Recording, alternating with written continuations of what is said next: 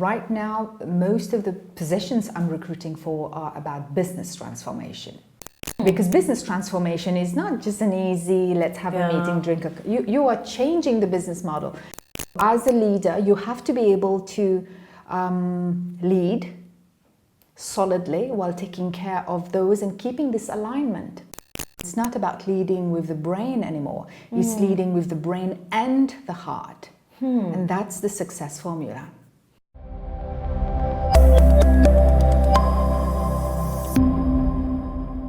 Having spent 25 years in executive search business, that's a long time.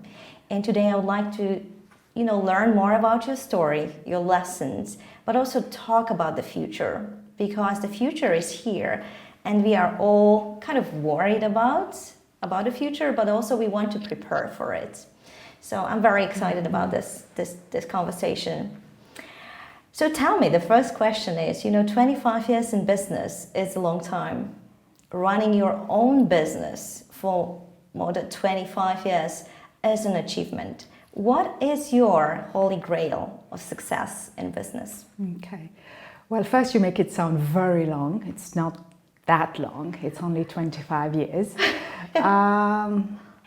Well, I have been extremely lucky on my journey. To be very honest with you. Very often when I contemplate where I come from, where I have been, to where I'm today, I'm actually very grateful. So there's, to say that there was a career path design, that would be unfair because a lot of things happen by coincidence.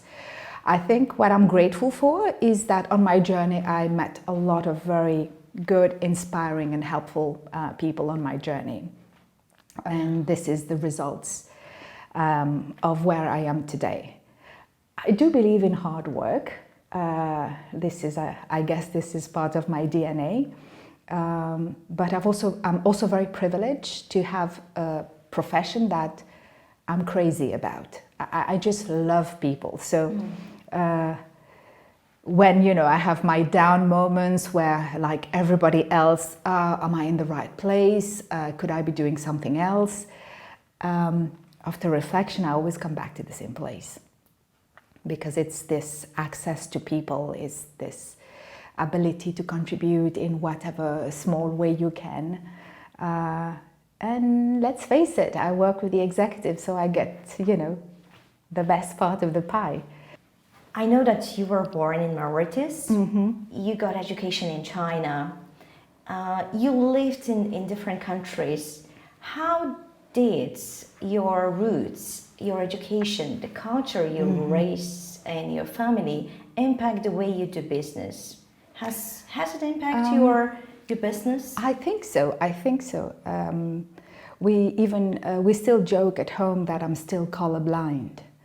I come from a mixed family where it was common around, family get together to have already mixed races, Indians, French, and you take it for granted. And Mauritius has magically proven that races can live together. So it requires a lot of compassion, it requires a lot of understanding, it requires a lot of tolerance, but I think we've somehow get the biggest part of the puzzle in the right place. And moving to China to study, obviously I stood out. But again, well, my first degree, I'm a sinologist by background, so spoke the language, understood the culture. And I remember when, after 10 years in China, we were moving here, my surroundings were asking me, oh my God, you're moving to Poland. Are you not, concerned that this is not a cosmopolitan place? And I'm like, hey guys, I've been in China for 10 years. I'm not exactly... And I was in Beijing and Shanghai. And the time I was in Beijing, I arrived in Beijing in 1989. So those dates are very different of what you know of China today anyway. I think it's Arriving in Poland, for example, my driving license was not valid because I was coming from China, so I was taking public transport. And I'm always curious, I think. I wanted to be independent, It's when the weather is not so good, I like to be driven, but when the weather is great, I like to take the public transport. And I remember my very protective mother-in-law saying, why don't you get the driver to drop you or take a taxi? And me taking the tram, and she was asking me, calling me, asking how was the day, and I was telling her that the most interesting encounters, I was, taking a tram from one place to the other. There were usually older ladies on the tram and asking me, oh, where are you from? And I think what somehow worked for me, when you smile at people, they always smile back at you. Yeah. And it's,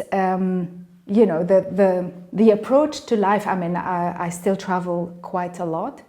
The reason I say I'm colorblind, because from time to time I just forget I'm different. And, somebody is staring at me, I'll look at them and smile. And very often they melt. They just smile back at you and start the conversation. Sorry, I was staring, right? Where are you from? What are you doing? And I think it's what served me working in all these foreign countries is to go in with already a positive attitude, I think. It's a smile is the best weapon anyway. Yeah. And everywhere around the world you will have always some unpleasant comments every now and then, but just I think where you focus, this is where the energy flows. Yeah. You focus on the good things, and somehow this is your reality. Has been different in many spheres. Helped you, been an advantage or disadvantage? It has been a great advantage for me. For example, on the business development side, when I started, obviously. When I arrived in Poland, it was 1999, and I was going for business development meetings.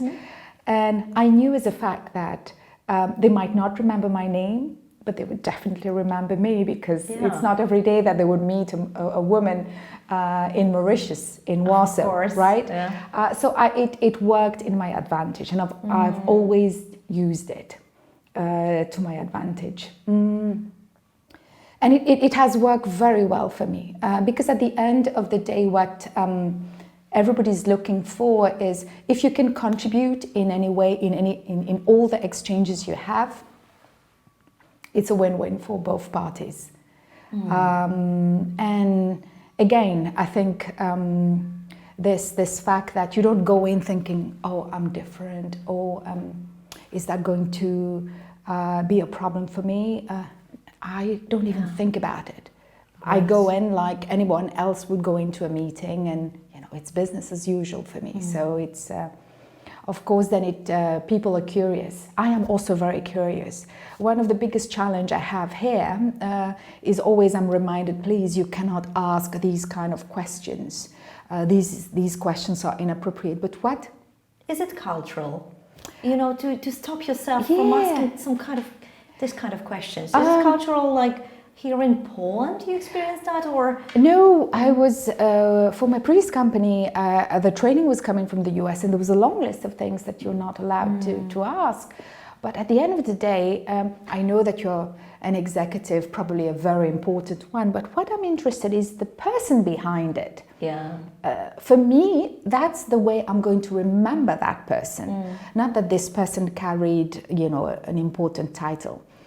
From time to time, I ask about hobbies, for example, because this tells you more about a person than, the technical questions that you have.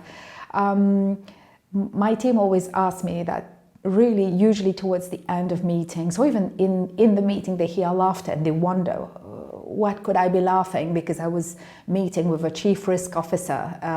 What was funny? I said, because the way I look at a person, it's a whole. Okay, yes, it's important. We're looking for competencies, but we are also looking at capabilities. To understand capabilities, you have to see the person as a whole. What drives this person? What are they passionate about? almost what are their dreams, because at the end of the day, you are hired by the client, you are an extension of the client to find a solution for their business. So you have to know more than the CV part of the individual. So I still, the advantage is because I'm from a different culture, I can always say, well, that's cultural differences. But I haven't found it. I do also believe that I go in with full disclosure also. I have no problem talking about myself, my hobbies, what brought me here. I talk about, my husband, my family, my kids. So I think when you go in with full disclosure, people are more willing to share. It's again, it's what you give out, you will get back. We say that everything that goes around comes back again. I remember our conversation. Your first question was, what is your story? And I was so shocked because this is usually a question I ask.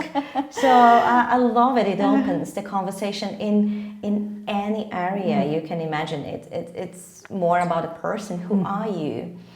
I was very surprised because that used to be my question, which very often people were very surprised. A couple of times people throw it back at me and they said, so what's your story? So, then I kind of told them my story. And then they were like it's about this disclosure thing. Then they would say, okay, my story is, and then they would just talk through it. And it's also easier to connect once it's, not just me being very self-important, I'm here to assess you type of relationship, right?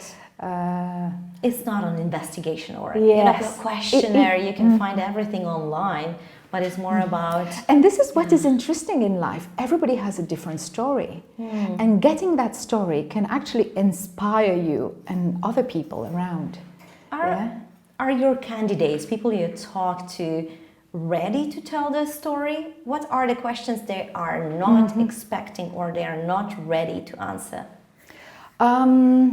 Well, some are not ready to, they come in expecting that it will be just a technical review of their competencies. Some sadly are not ready to talk about the story and they're a bit confused. Okay, where do I start? Some are not are uncomfortable talking about their dreams. And they always smile and they say, how is it relevant to what we're looking for? And usually I have to again do a bit of explanation that I'm interested in the human being behind the title. And it tells me also a lot of how self-aware these people are. Because one of the biggest, I would say, issues the executives today have is a very, I'm talking generally now, a low level of self-awareness, deep self-awareness. And that for me very often is shocking, is harsh to say, but I'm very surprised usually, to know what really drives you. If you would not have the job you have today, what would you be doing? Some have no idea. And this is what I see is the part that if people would be more aware, it would serve them better. For example, now organizations are all downsizing, right-sizing, optimization, which creates a situation where you have a lot of people being, I call them the casualties of restructuring. They end up on the job market and start to look for another job. And very often, many of them cannot reinvent themselves. They just have to find a copy-paste job, which is not always that obvious. Or they have identified their identity, their personal identity with the job they were carrying, forgetting that being a CXO at company X was a privilege. When you carry that title, everybody picks up your phone, everybody answers your phone. Without that title, very often you're just ignored. And that can be very damaging to an individual that did not realize it before. And this is also, I think, where I've managed to have a very healthy network, because I share this with individuals. I say, okay, I know that you have this very important work. And for me, every meeting is an exchange. I go in to give and to take, obviously, but I go in to give also. So if somebody is like unable to share or answer a question, I kind of explain them, you know, you might want to think about it. So very often I get messages, thanks Corinne, you led me to think about it. Can we grab another coffee outside this assignment you're working? So it has, I would say, it has helped me build my business. Yeah.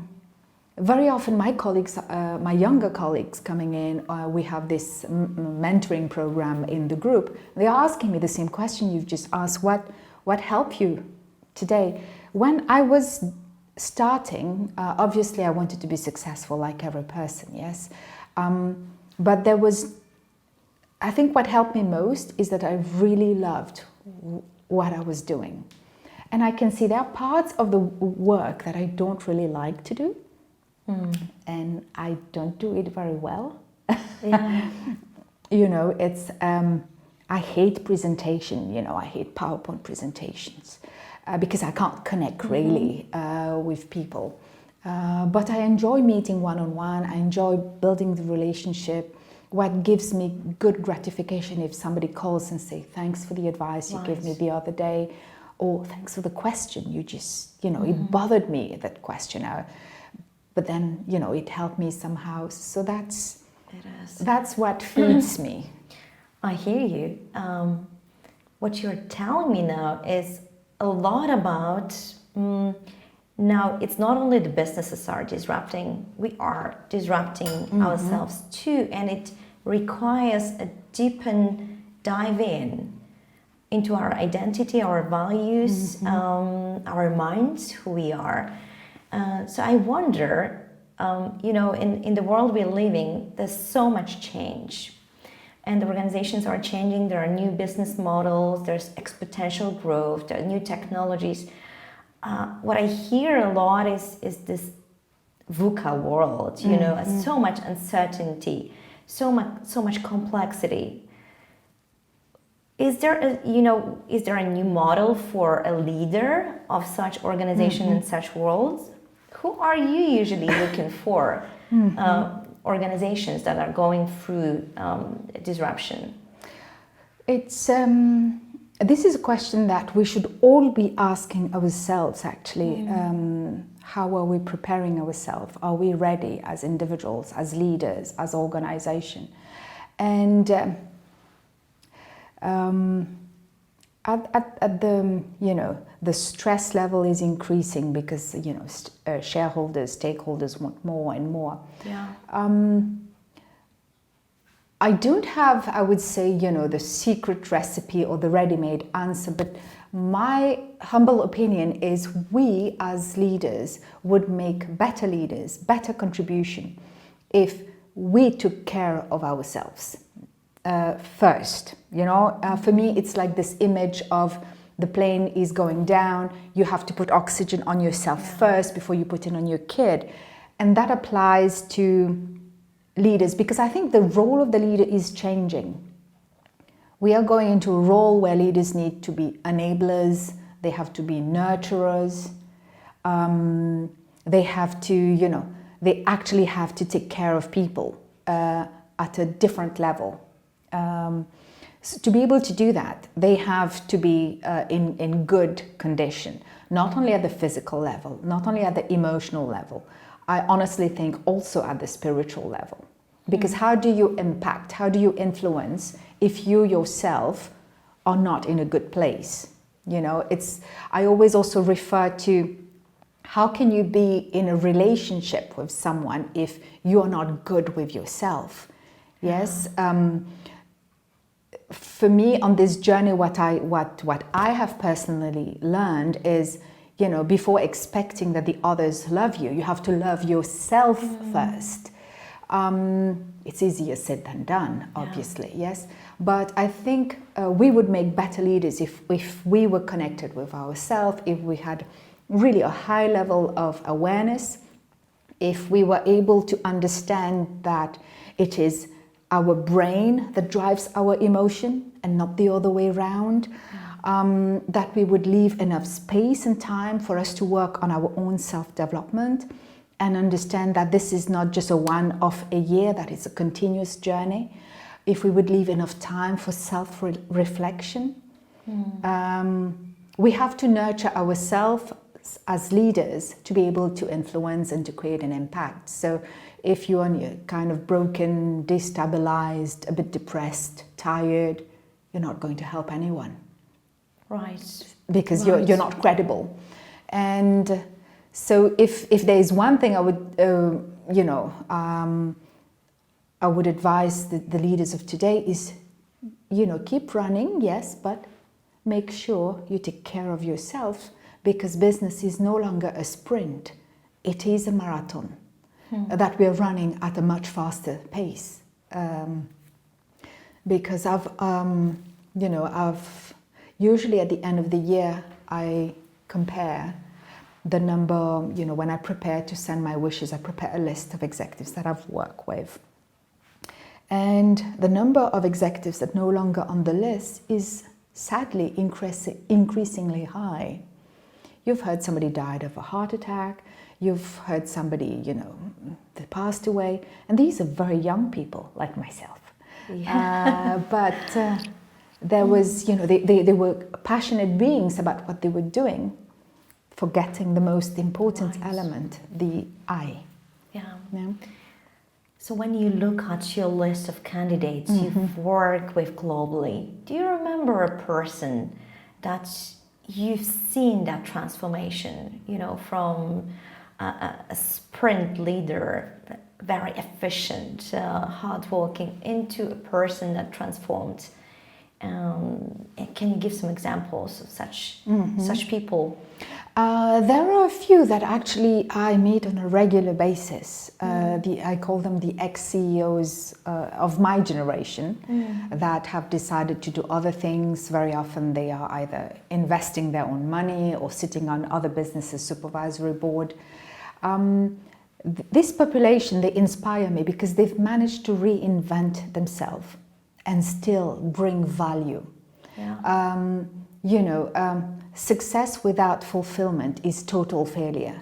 So for me, these people inspire me because they've been able to reinvent themselves out of a corporate world, still in business in different formats, and still being able to create an impact, And when you meet them, you want to listen. Actually, very often I joke that I need to take notes at some of the let's catch up for coffee meeting. And I think why these people stand out is, and I still learn from these individuals, some are ex-clients, some are ex-candidates, their ability to reflect on themselves. There is no reinvention if you don't know where you are. What are your strengths? What drives you? What are your value set? Yeah. What's your purpose? It's not only business that had mission, vision, and they are able to talk about theirs and they review it on an ongoing, basis. When I meet these people, I ask them, who's the latest coach you've worked with? What's the latest book you've read? And there's still this fountain of inspiration. Right. And I can say that these are very happy people. The journey was not easy because, when you're sitting as a CXO and you have all these privileges and you decide, okay, that's it. Some did the transition when they were still very young, meaning in their mid-50s, into, okay, I have the financial security, so there's not also this rush. But I've also met a couple of people who don't have the financial security, but just decided to change their lifestyle altogether. Right. They move to the countryside and decrease. They don't go to all the fancy balls anymore. They don't drive the fancy cars. But when I meet these individuals, they are really happy, and you can feel it. You can almost almost touchable, yes. Because they are almost following their dreams, what they really wanted, yes. Some have family values. They want to see the grandchildren grow. Some wanted to travel the world. And there's a myth, you have to be rich to see the world. That's not true. I have even a couple of personal friends of mine who just went backpacking. Right. At the ripe age of 50. Oh, and the way they were traveling the world is they travel, they teach a bit of English, and then they go to the next, and it's... There's no limits. There's It's no just limits. it's our internal understanding, of what we can do. Yes. But when I hear a lot about people who left the corporate worlds. They reinvented themselves into a different role. Some started the startups, then some started a charity organization. So my question is, can we be ourselves in the corporate world? Can we feel fulfilled, be driven by the purpose, by the higher purpose, not just the money? In the corporate world, or the corporate world has to change? Well, different people have different needs, and different value sets. So I would not vilify the corporate world because, I grew out of one. So I would say what is important is, well, I think there is a big effort on the corporation side to actually redefine how they attract, retain the new, the younger generation. There is a lot of effort being put on the table when you talk about strategy and how do they change the model of the business. You don't only have the flexi hours, you have remote work, you have a lot of bits and pieces that is being put in place to address this. I honestly believe you can be happy anywhere you are in the world, in corpo, in running your own business. It's a personal decision at the end of the day. Too often, and here I'm going to be kind of a cynic, too often we expect somebody else to drive our happiness. We expect corporation, now we come up with Chief Happiness Officer. We do. Chief Engagement Officer. The truth is, if I, as a member of the team, is not happy, no one will make me happy. Because this is a personal decision. I wake up in the morning and I decide, my brain decide where we are going to focus, and that drives the emotion. Yeah. So I think it takes a lot of work on oneself first, and not expecting, the whole world will make us happy. That's a bit of the disease of today, I would say. Actually, what we're talking about is the disease of the future. The number one danger is isolation, where you have a growing population of older people that might not have family members or relatives. Right. But the truth is, we suffer already today. I know people who suffer from isolation being part of larger groups because they have not been able to connect. Yeah. They haven't been able to be part of a community, a group of friends. Whose responsibility is that? Yeah. And it's shocking, because that's the disease of high developed countries. In low developed countries, in Latin America, you see people still living in their families, in communities, more connected.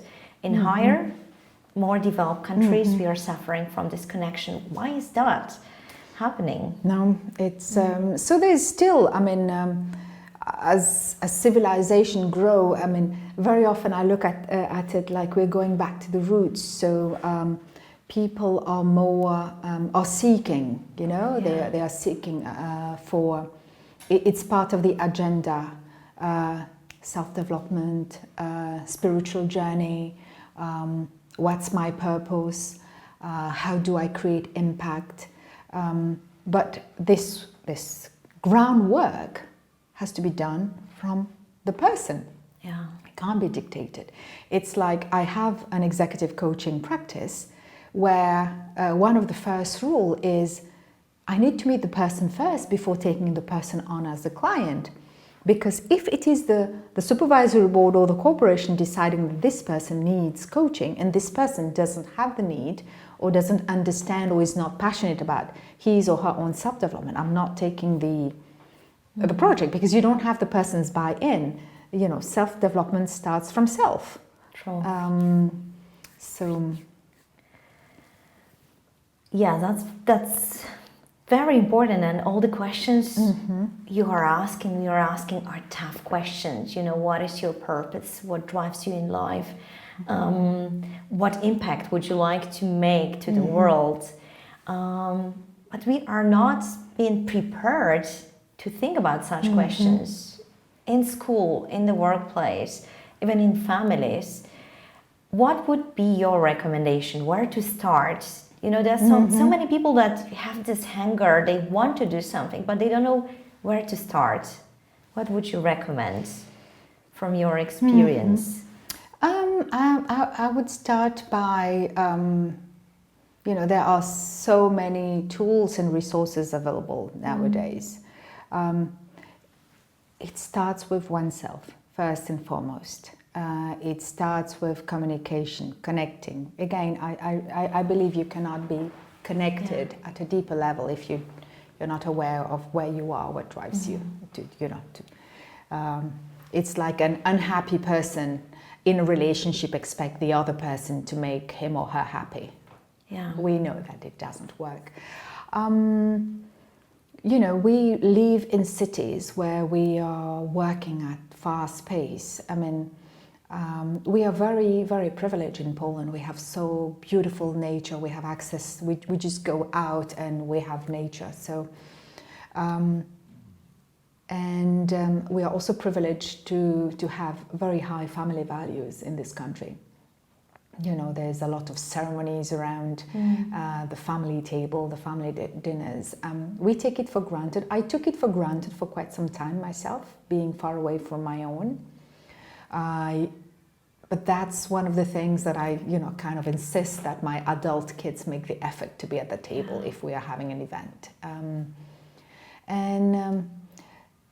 We can stay very connected because we have all the technology. I mean, I remember we wrote letters. I still remember writing letters. And it's you know, just to share with you, for my 50th birthday, my siblings and my parents brought back all the letters I wrote when I was living in China. And it's amazing because it kind of shows my priority back then and how it evolved. And one of the things that I'm very grateful for my family is we have this motto almost, it's all for one and one for all. You know, I was the eldest child, so they were all kind of pitching in to make sure that I could be on my journey. And then once I was done, I was pitching in for the others. These brings a lot of warmth, but again, you have to be generous. It all starts again. I mean, in the beginning, I was sharing you smile on the tram, everybody smiles back at you. I mean, that's my personal experience, yes? And it's the same. Give and start by giving first, and you will receive.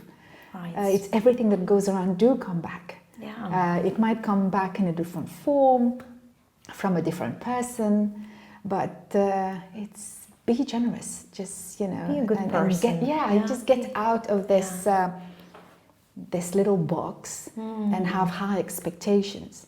Right. Be generous and have no expectations, because then you will be surprised. Yes, it's hard to have no expectations in a world that expects so much from you, and you put so much pressure on yourself too. Because if you have expectation, you will be disappointed, and this is where bitterness comes. And then it doesn't serve the purpose any longer. It's not easy. You're a mom.